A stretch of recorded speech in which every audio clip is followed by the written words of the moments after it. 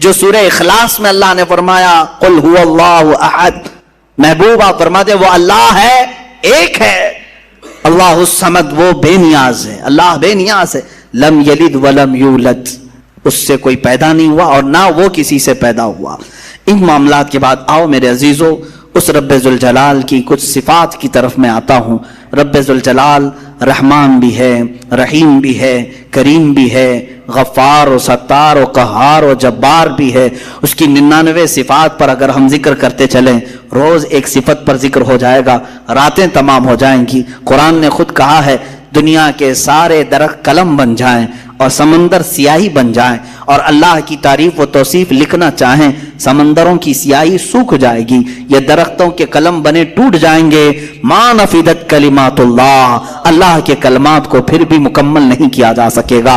یہ ہماری چھوٹی سی زبان اور تمہارے چھوٹے سے کان کہاں ان تمام کلمات کو سن سکیں گے یا کہہ سکیں گے، مگر ہم اتنا ضرور جانتے ہیں کہ ان تمام سمندروں میں سے ایک قطرہ بھی ہم نے اپنی محفل میں پا لیا تو یہ ہماری زندگی کی معراج ہے۔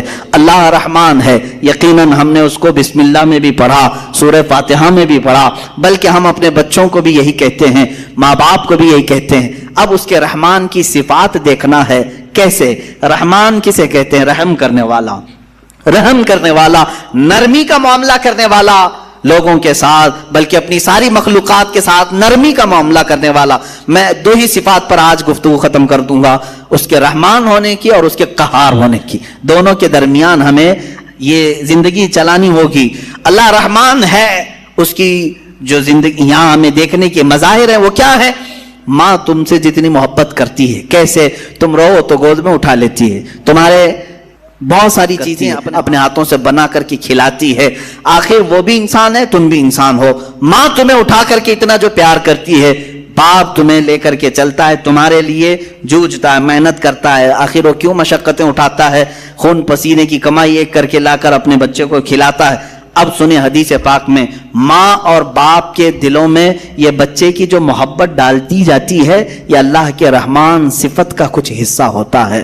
یہ اس کی صفت کا تھوڑا سا حصہ جب اللہ آتا ہے تو بچوں سے اس قدر پیار کرنے لگ جاتے ہیں۔ اگر وہ رحمت کی صفت مولا ماں اور باپ کے سینے سے نکال دے تو ہر باپ اپنے بچے کو قتل کرنے پر بیٹھ جائے، ماں اپنے بچے سے دوری اختیار کر لے۔ ایسا نہیں ہوتا، ماں بوڑھی ہو جائے یا بچہ اس کا بوڑھا ہو جائے پھر بھی ماں اس بوڑھے بچے کو بھی سینے سے لگاتی ہے، اس کے پسینے دیکھنا نہیں چاہتی، اس کی جبینوں پر خم نہیں دیکھنا چاہتی۔ یہ ماں کے اندر جو ہلکی سی بھی محبت آپ دیکھتے ہیں، یہ رب ذوالجلال کے رحمان کا اس کے مظاہر میں سے ایک مظہر ہے۔ اب اندازہ کرو اللہ تبارک و تعالیٰ اپنے بندوں سے کس قدر رحم کا معاملہ فرماتا ہے۔ آج ہم جو بیٹھے ہیں یہ بھی تو اس کے رحم کا ہی معاملہ ہے، اس کے رحمان ہونے کا ایک بین ثبوت ہے۔ ہم حضرت ابوبکر شبلی رضی اللہ تعالیٰ، توجہ جاتا ہوں، سلسلہ قادریہ کے بہت بڑے بزرگ ہیں، آپ سے پوچھا گیا کہ حضور سنا ہے کیا آپ کی بہت ساری کرامتیں مشہور ہیں، کوئی کرامت ہمیں بھی دکھائیں۔ توجہ، بہت سارے لوگ کرامت کے نام پر گمراہ بھی ہوتے ہیں۔ لوگوں کو ایسا لگتا ہے کہ کہیں جیب میں سے جلیبی نکال کر کے کھلا دے، ابھی کیا ابھی وہی پیر کرامت والا ہے، اچانک کچھ نکال کے دکھایا ہے۔ حضرت ابوبکر شبلی نے تو ایک الگ ہی کرامت بتائی۔ کیا کرامت بتائی جانتے ہیں؟ حضرت ابوبکر شبلی فرماتے ہیں میاں ہمارا اس زمین پر زندہ چلنا پھرنا ہی بڑی کرامت ہے۔ کہا کیوں؟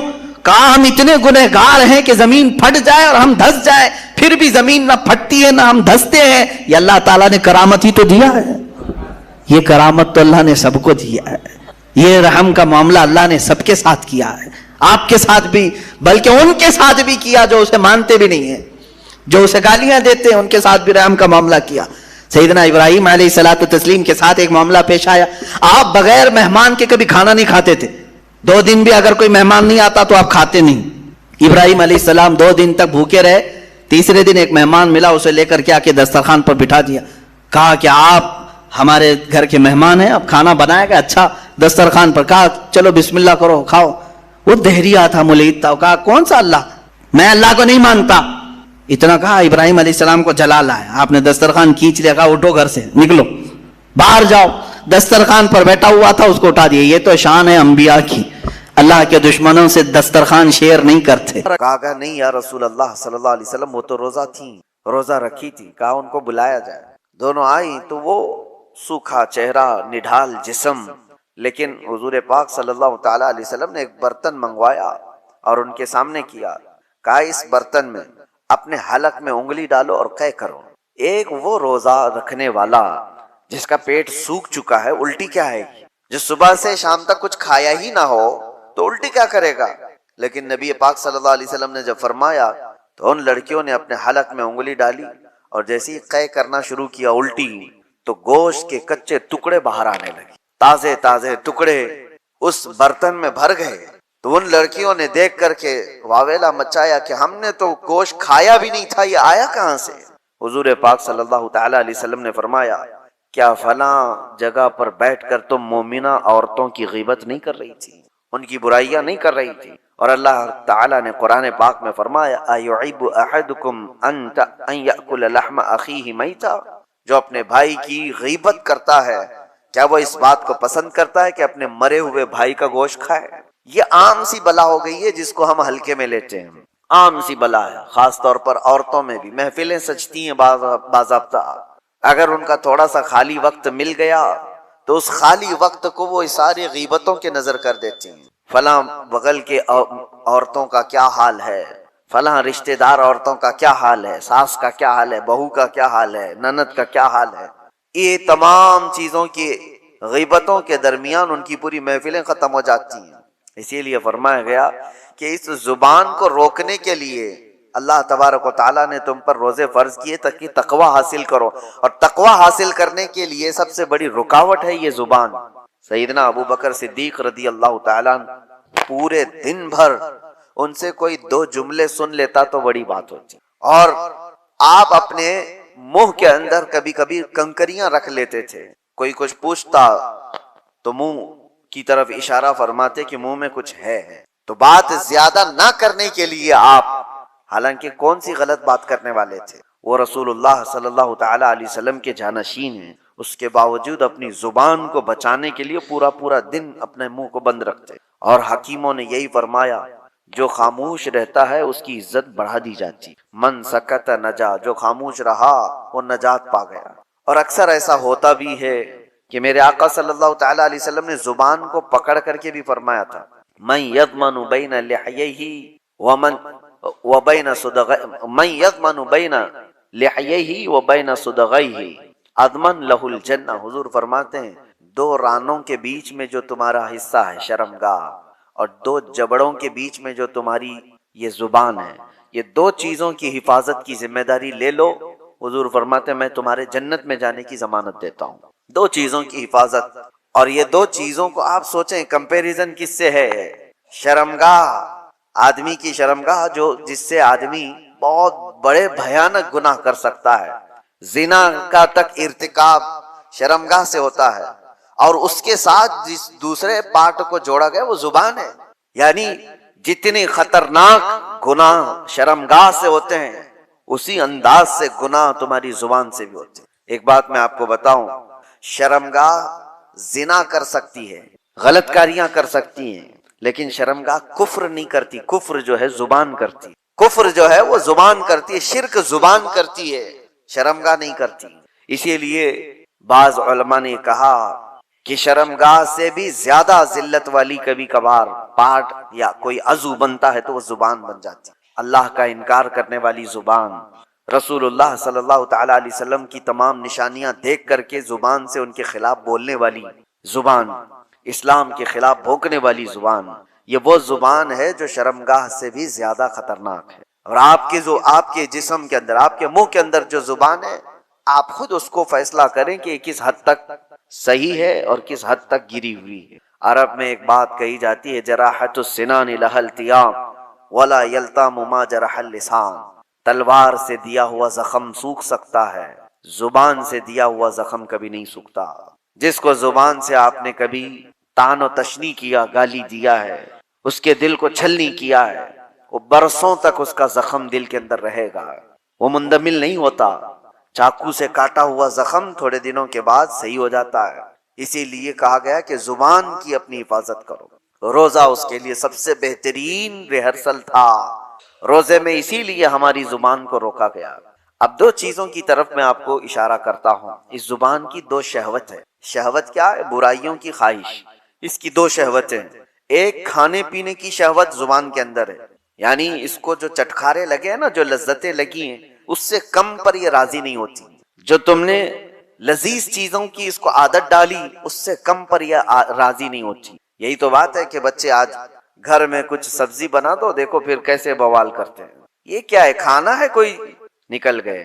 کیونکہ زبان کو انہوں نے کسی لذت کی عادی بنا دیا، ان کو بغیر وہ چیز کے ملے ہوئے. اس سے بھی بڑھ کر کے جو لوگ شراب کی لذت اس کو دے چکے ہیں، وہ اس سے کم پر بھی راضی نہیں ہوتی. کیوں نہیں چھوٹتی شراب لوگوں کی؟ اس لیے کہ زبان کی شہوت ہے.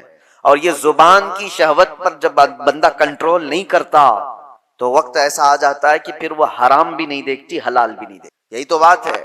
لوگ آج جس طرح سے باہر کھا رہے ہیں، جو ملے وہ سب کھا رہے ہیں. ان کو نان ویج چاہیے تو یہ دیکھنا بھی نہیں ہے کہ حلال ہے کہ حرام ہے، بس زبان کو اس کی لذت چاہیے. آج تو اتنا کامن ہو گیا. میں نے اس سے قبل شاید آپ کے درمیان ہی بیان کیا یا تفسیر میں عرض کیا تھا کہ رزق کی کتنی زیادہ اہمیت اسلام میں دی گئی ہے، کہ تمہیں اللہ نے پاک چیزوں پر رکھا ہے. اس لیے کہ رزق جب خراب جسم کے اندر جاتا ہے تو صرف تمہارے اعمال خراب نہیں ہوتے، تمہاری نسل بھی خراب ہوتی ہے. صرف تمہارے اعمال تک نہیں رہتا، تمہاری نسل تک بھی جاتا ہے. تو یہ آج جو دور ہے، پوری دنیا تم کو حرام پروسنے کے پیچھے لگی ہوئی ہے. ارے خنزیر کا گوشت تک پروس دیا جاتا ہے. اور لوگ اب وہ تحقیق والے لوگ نہیں رہ گئے، جو مل گیا وہ کھا لیے. پہلے تو یہ ہوتا تھا کہ ہم اپنی نان ویج چیزیں، گوشت وغیرہ کی چیزیں کہیں بھی چلتے پھرتے نہیں لے لیتے تھے. متعین جگہ سے جہاں سے ہمیں یقین ہو کہ اللہ کے نام پر ذبح کیا ہوا ہو تو وہ ہم کھا لیتے. لیکن آج اس کا اہتمام لوگوں نے بند کر رکھا ہے. اور اب ہمارے ہاں تو حلال سرٹیفکیٹ پر تو ویسی بھی پابندی لگا دی جا رہی ہے. اور جو لوگ دیتے تھے ان کا بھی کوئی بھروسہ نہیں تھا کہ یہ حلال کس طرف سے کہا جا رہا ہے. میں نے سنا گھر بیٹھے لوگ اب نئی نئی کمپنیوں سے آرڈر کر دیتے ہیں. یاد رکھنا ان کے حلال ہونے کا کوئی یقین نہیں. گھر بیٹھے لوگ آسانی کے لیے 5 منٹ میں 10 منٹ میں ڈیلیوری بوائے آئے گا اور دے کر کے چلا جائے گا. مارکیٹ میں ملنے والی فروزن چیزیں جو ریڈی میڈ ہوتی ہیں اٹھا کر کے لایا اور اس کو فرائی کیا اور کھلایا، خود بھی کھایا اور بچوں کو بھی کھلایا. جبکہ وہ حرام اگر ہو تو میرے عزیزو آپ نے پورے گھر کو تباہ و برباد کیا، اپنی اولاد کو حرام کھلایا.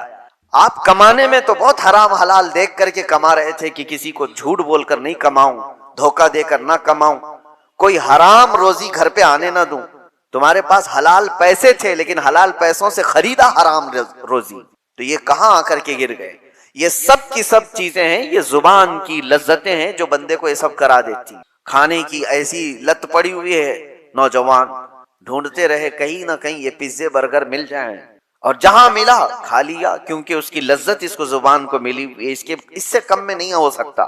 ویسٹرن کنٹریز میں عرب لوگوں کو تو یہ فاسٹ فوڈ کمپنیوں نے ایسا عادی بنا دیا کہ ان کے ہاں گھروں میں کھانے بننے کا رواج ہی ختم ہو چکا ہے. نہیں، ان کے لیے تو ایک تعجب کی بات ہو گئی ہے کہ گھر میں کوئی عورت کھانا بناتی.